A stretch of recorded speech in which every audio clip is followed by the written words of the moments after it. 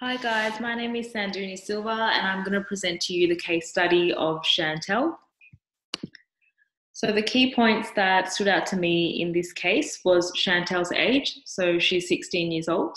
The family dynamics going on in this situation. So Chantelle has a bit of a distant relationship with her parents. It's described as superficially close. So her mum works in politics, so has quite a strong political career focus, and her father works overseas quite a lot, so she doesn't get to see her parents very often. And when she does, it's sort of a superficial relationship there. The family also uphold quite conservative views, particularly relating to sexuality, so they're against homosexuality. They're not aware, but Chantelle has actually recently been sort of questioning and exploring her own sexual identity. She's quite sort of feeling rejected about that, and because her parents are very against it, so she doesn't want to open up to them about that. She's accessed some online communities with other gay people, which she's finding really supportive. And through that, she's met her partner, who is 25 years old, and they've entered a relationship together. So the ethical concerns that stood out to me were Chantelle's age and the legal obligations surrounding that. So those include the age of consent to treatment and the age of consent to have sex. So in Victoria, the age of consent for treatment is 18 years old. So that means that Chantelle would require a parent's consent to access counselling or psychological support, unless she's considered a mature minor, which she might be in this case. That means if she's mentally, intellectually and emotionally able to provide informed consent and comprehend what that means, then she would be considered a mature minor. In terms of the consent to have sex, that in Victoria, the age for consent to sex is 16. So if Chantelle is engaging in sexual activity with her partner, then that's totally legal, even despite her partner's age being quite a bit older than her. So the age gap as well with Chantelle and her partner, so obviously the partner being about 9 years older, is there are some vulnerabilities there for Chantelle, particularly being a 16-year-old girl. There are some studies that have found that that does increase a vulnerability for particularly young girls in relationships with partners which have a large age gap. It can lead to the power imbalance in the relationship, which can then leave Chantelle quite vulnerable to being controlled or being exploited. Another thing to consider here would be the respect for autonomy versus professional responsibility. So professional responsibility dictates that as psychologists, it's our responsibility to ensure that we prevent harm happening to our clients and ensure that we act in a way that's professional and within their best interests at all times. So respect for autonomy means that we would respect that Chantelle is her own person and capable of making her own decisions about her life. So a situation where this could clash would be, let's say, if the relationship was quite risky and harmful for Chantelle, and it's our professional responsibility to keep her safe. And if we're aware that she's being harmed or exploited in that relationship, that would clash with Chantelle's desire to act in her own way in regards to that relationship, whether it means her decision to stay or leave or how she wants to behave in that relationship.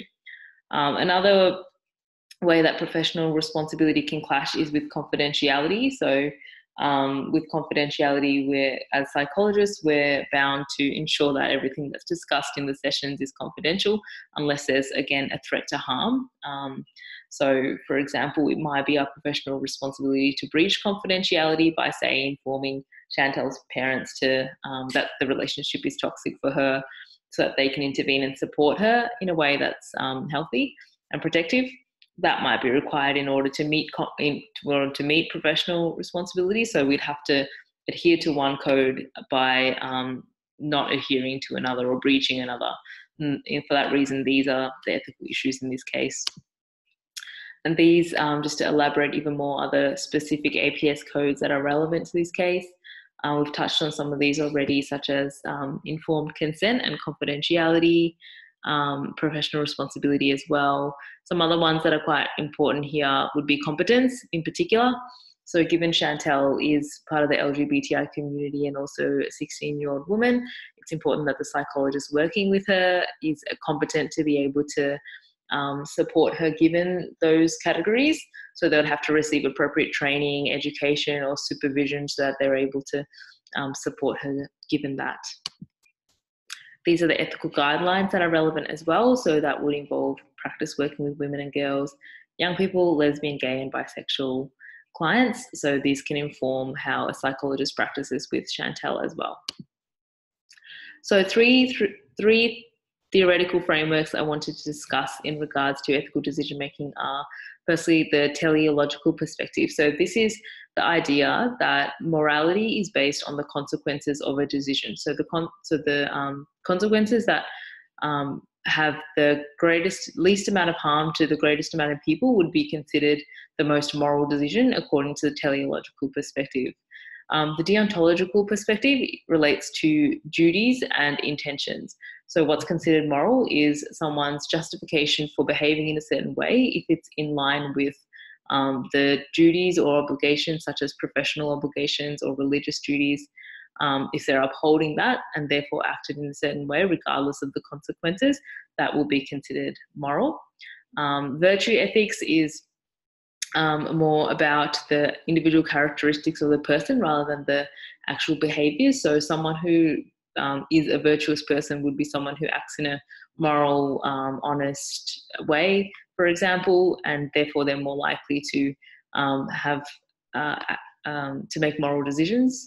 Therefore, that's more related to the characteristics of the person. So these frameworks are relevant to Chantelle's case because when we're deciding on what sort of ethical decisions to make, we can think about the consequences of what decision we're making. We can also think about what the duties and codes are that will inform these decisions. We can also think about what decision is going to make us ensure that we are acting in the most virtuous way as well. So it's just important to kind of be aware of these and also, to apply them in the decision making as well. Another thing that's relevant in the decision making is, of course, the ethical decision making models. Today, I'm going to talk about Kuchar and Keith Spiegel's 8-step model. The reason I chose this one is because it specifically incorporates the codes and guidelines, which is what we've been talking about and really relevant to psychologists. That's why I've selected this model. So first step is to identify whether this dilemma is an ethical one, which we've already done in the earlier slide by sort of identifying what the ethical issues were. The next step would be to consult the relevant codes and guidelines, again, which we did earlier by referring to the APS codes which are relevant, and also by identifying which laws are relevant here as well. So next would be this is really important, to identify which traps could influence the decision making. So for example, objectivity, a psychologist working with Chantelle may breach or not be objective because of maybe their own personal relation to this. So for example, if they were a mother, they might feel more inclined to behave in a way that's more in support of Chantelle's parents, for example, breaching confidentially because they feel like Chantelle's parents have a right to know, even if it's not in Chantelle's best interest. Values, they could be religious values a psychologist might have that might be not accepting of homosexuality, and that could bias the way they treat or support Chantelle. Even personal characteristics like age, gender, sexuality, culture as well could influence the way they might perceive Chantelle based on her sexuality or even her behaviours based on her age. There might be a cultural influence that thinks that young women aged 16 years old shouldn't be in a relationship, and that might inform the way they treat Chantelle as well. So these are kind of subjective biases that a psychologist might have. Number 4 is to consult with experienced colleagues, and number 5 is to evaluate the rights, vulnerabilities, responsibilities of all parties involved. And this could be, what vulnerabilities does Chantelle have? For example, she might not have very many social peers at school who are aware and accepting of her sexuality, so she's really reliant on her online networks as forms of social connections. They could be really protective, or they could also be quite risky if they're sort of exploiting that dependence she has on them. Responsibilities could be, what are the responsibilities of the parents in this situation? What are the rights of the parents in this situation? Do they have a right to know? Do they have a right to be aware of what's going on? In terms of a range of possible actions, I've come up with a bit of a list, one of them being could possibly breach confidentiality by disclosing to the parents what's going on. That could be protective because they can regulate her online usage, which can then allow her to use the internet more safely. Other things could be the one that I eventually came up with to sort of cover 6, 7, and 8 all in one. What I determined through this as the best possible course of actions by considering the consequences as well would be to given there's already a rapport and relationship there based on what Chantelle's disclosed, is to have a conversation with Chantelle about what the details are of that relationship, what's going on with her and her partner, just do a bit more of an assessment around the safety of that relationship. If it does appear that it is safe and protective for her and she isn't being exploited, to continue to support her and seek the assistance of and guidance of colleagues and also the guidelines and supervisors to continue supporting Chantelle as best as you can as a clinician, and keep sort of checking in around the relationship and assessing the safety around that as well. I don't think breaching confidentiality is the most protective thing for Chantelle, given the views her parents have. It can actually result in more consequences occurring for her, such as negative consequences, such as, you know, conflict in her household and being further rejected by her parents and being denied access to the social support she has now. So going through this sort of model, that was kind of the outcome that I reached. Key learnings on ethical practice were around the limitations of the codes and guidelines. So while the codes and guidelines are really helpful, I did identify that it doesn't sort of give you a specific course of action. So that there's still a need for ethical decision-making models and self-awareness and all those things to actually decide the course of action. I also think it's important to remember to have a client-centered approach. So it's not always about doing necessarily the right thing by the codes and by the models and stuff. It's about what's right for the client, not what's right for you as a practitioner. I think that's really important. And also the importance of supervisors and colleagues. Implications for future practice were that I think it's really important that psychologists develop on-the-spot thinking. So Donald Schon described this as in reflective thinking. So this is sort of being able to think on the spot, reflect on all the knowledge that you have behind you to be able to use it on the spot, rather than relying on having a lot of time to be able to reflect on the ethical decision-making models. In terms of supervision, as I said previously, really, really important factor to being able to make ethical decisions. I think for future practice, being able to have a wide selection of supervisors so that the supervision relationship that you have as a psychologist would be able to be maximized in terms of how much you get out of the supervision. So there was an article by Barnett, Cornish, Goodyear and Lichtenberg which highlighted that specific qualities such as the supervisee and supervisor relationship, feeling like you have a safe space to be able to talk about things such as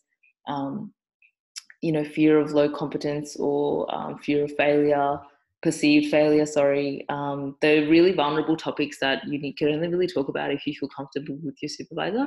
So having sort of a range of supervision options would be really, really great in future in a practical setting. And also self-awareness. So being able to sort of self-reflect and identify kind of your own biases is a really, really important skill in a practical setting. And one way to maybe maximize this is by encouraging or even mandating Australian psychologists to access their own psychologists. So one study by Wilson, Weatherhead and Davies found that psychologists who access their own psychologists have actually reported increased self-awareness, increased professional development and increased emotional support, and also having a space to talk about personal and professional stresses. So yeah, maybe having a mandated rule where any psychologist has to have their own psychologist would be one thing that could be a practical implication of future practice. These are my references, and thank you so much for listening.